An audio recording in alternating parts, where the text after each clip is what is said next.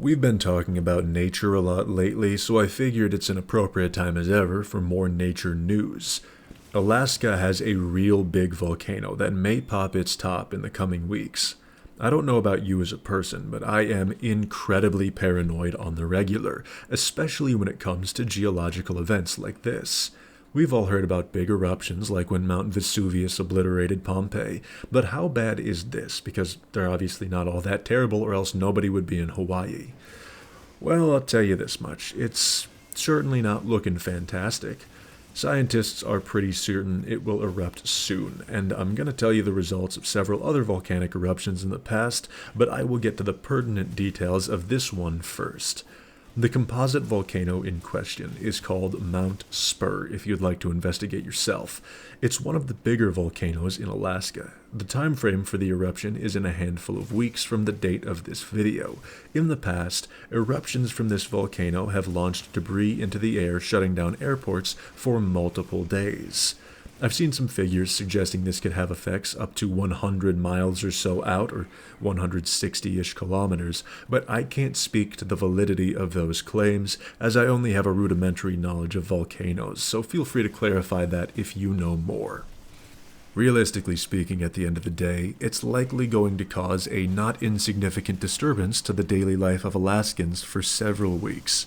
But as for any life-threatening or world-spanning dangers, look, the last time the United States mainland saw any sort of significant loss of life as a result of a volcanic eruption was in 1980, and I am using the term mainland while grouping in Alaska, one, because it was in Washington, and that's pretty damn close already, but two, because Hawaii is just so volcanically active that it's a different scenario entirely. Anyway, that was the eruption of Mount St. Helens that saw the death of 57 people. It was relatively unexpected, and it was the equivalent of a tactical nuke going off in the mountains. Actually, it was significantly worse than a nuke going off in the mountains. To be exact, it was 1,600 times bigger than the explosion triggered by the atomic bomb dropped on Hiroshima. The eruption lasted for 9 hours, and the plume of ash and debris launched into the sky reached 15 miles. The blast, in combination with the landslide that followed, removed about 400 meters of altitude from the peak of the volcano. Here is a picture before and after. The scale of this eruption was absolutely diabolical, and it was only a 5 out of 7 on the Volcanic Explosivity Index. From what we have seen from this volcano, it will not even be close to that magnitude, so I don't think there's anything to worry about to a tremendous degree, but still be incredibly cautious if you're in the area. Now, a volcano being bigger doesn't necessarily mean it's more dangerous. What matters more is what type of volcano that it is, and there's a few, so I'm only talking about the main ones. Cinder cones are the most common and the smallest of the volcanoes. They're usually little cones, as the name would suggest, and they typically only erupt a single time, shitting out some ash, cinders, and rock. Nothing to worry about too bad. Composite volcanoes are what you picture when you think of volcanic eruptions. They are tall cones, they're dumping lava, ash, rocks, and they're usually blowing the lid off of themselves. They erupt even less than cinder cones, but they do it way more violently. Shield volcanoes are the molten lava cake of volcanoes. They're a lot softer on the slopes, they're real big, and they tend to just run lava. These are regularly active, but they aren't too violent in eruptions. Lava domes are the shape of your basic mental image of a volcano, but they also aren't that big on explosions. However, it's not out of the question with them. There are also supervolcanoes that I do not want to talk about because they make me have a mental breakdown every time I think about them too hard. I'm going to do it anyway because maybe it eases your mind a bit. The supervolcano I'm immediately aware of and most familiar with is the Yellowstone caldera. This volcano is old as shit, last erupting 631,000 years ago. That being said, it's dated explosions all the way back to 2.1 million years ago, so yeah, like I said, it's been here for a while. If this volcano erupted, it wouldn't end civilization. Don't believe everything that you see in movies or read on the internet. That being said, it sure as shit would not be a fun time. If it did explode, current figures would count about 90,000 dead immediately, so that's not great, but it would also result in a 3-meter blanket of molten ash up to 1,000 miles from the site.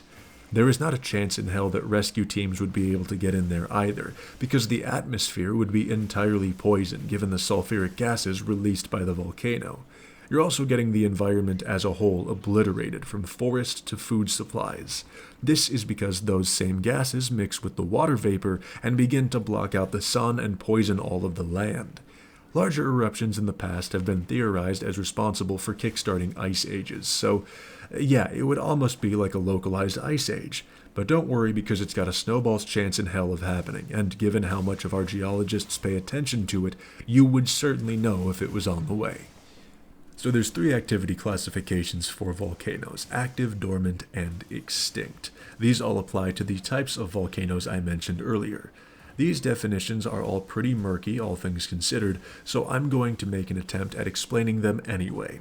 When a volcano is active, that doesn't mean it's immediately erupting and spewing things all over the place. Yeah, I know, bear with me. It can mean that, but all active really means is that this pot is regularly making stew. Dormant is a little more confusing, so my apologies. It's not ready to make a stew, but it certainly can be taken out of the dishwasher and used at any time to make stew. If these erupt, it's very unusual, and it's often kind of a big deal. Then we have extinct volcanoes. These should never erupt. Now, I say should because they still do, occasionally, but it's incredibly unlikely. That's usually a shit hits the fan scenario because it's very much not meant to happen and it's not expected. Now, some of you may have forgotten because it was so long ago, but tectonic events have had some pretty disastrous consequences, even in my lifetime. The most memorable, as far as I'm aware, were the events of Fukushima in 2011. Now, this wasn't a volcano, it was an earthquake, and its aftershocks resulted in tsunamis, destroying cities and the electrical grid of a nearby power plant. Why do I bring this up? Well, it's because volcanoes can do the same things. They have triggered earthquakes in the past, and there's underground volcanoes that can do that. Anyway, this resulted in the reactors overheating and contaminating the surrounding environment with radioactive waste. It is widely recognized as the worst nuclear mishap since Chernobyl. However, it is a lot more handled than Chernobyl was. Most of the area is habitable once again.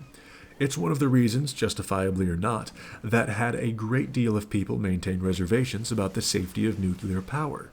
Personally, I don't consider freak accidents like that to be indicative of the safety precautions in place for nuclear facilities, especially because after one of those events, we learn. I actually think nuclear is one of the most sustainable, environmentally friendly energy sources, and it is widely misunderstood due to its association with these events. Hell, even a shitload of coal miners die every year and suffer long-term health consequences deep into their elder years. We just don't talk about that because we're used to it being the case, but I digress. We don't need me to go on this rant today. Now, major volcanic eruptions aren't seen all that often these days, but they do still occur. I'm not sure why exactly this is. I'm not sure why the frequency has toned down. Maybe I just haven't been seeing them enough. I haven't been paying enough attention. Maybe I need to look into that further. Who knows? Maybe a volcano erupts in my backyard tomorrow and takes me out of my misery. I would personally shake its hand and thank it, but once again, I digress. I don't want to fearmonger you with anti-volcano propaganda, but these have been the deadliest eruptions in recent history. 1815, Mount Tambora, Indonesia, 71 to 250,000 dead. 1883, Krakatoa, Indonesia, 36,000 dead. 1902, Mount Pele or Pele, not sure, Martinique, 30,000 dead. And 1985, Nevado del Ruiz, Colombia, 23,000 dead. The cases of death are not only the actual eruptions, but the consequences of eruptions. This includes, but is not limited to, lava flows, landslides, tsunamis, earthquakes, falling rock, asphyxiation, and collapsing structures. But it's not the end of the world.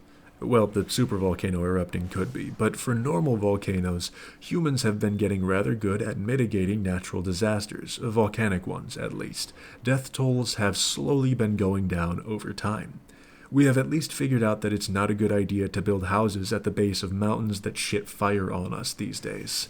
So, yeah, I guess what this whole thing is saying is maybe don't go to Alaska for a bit. If you're already there, good luck, pay attention, learn all that you can, make sure you're checking in with the news, and join the gaming server if you want.